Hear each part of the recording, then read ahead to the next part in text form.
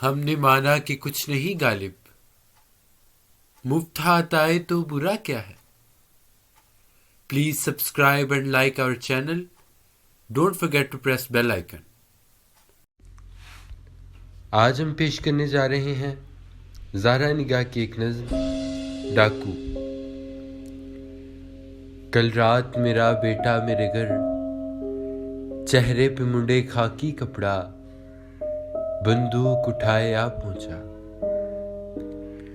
No उम्री की सुर्खी से रची उसकी आंखें मैं जान गई, और बचपन के संदल से मुंडा उसका चेहरा पहचान गई। वो आया था खुद अपने घर की चीजें ले जाने को, अनकही कही मनवाने को।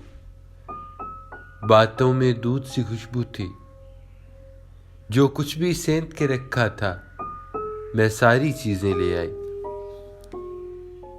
एक लाल बदख्शां की चिड़िया, सोने का हाथी छोटा सा, चांदी की एक नन्ही तख्ती, रेशम की फूल भरी टोपी, अतलस का नाम लिखा जुज़दान, जुज़दान में लिपटा एक कुरान।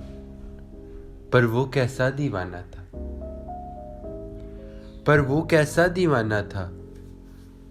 कुछ छोड़ गया कुछ तोड़ गया, और ले भी गया है वो तो क्या, लोहे की बदसूरत गाड़ी।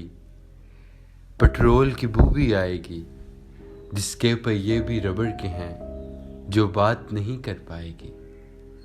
बच्चा फिर आखिर बच्चा है, बच्चा फिर आखिर बच्चा है।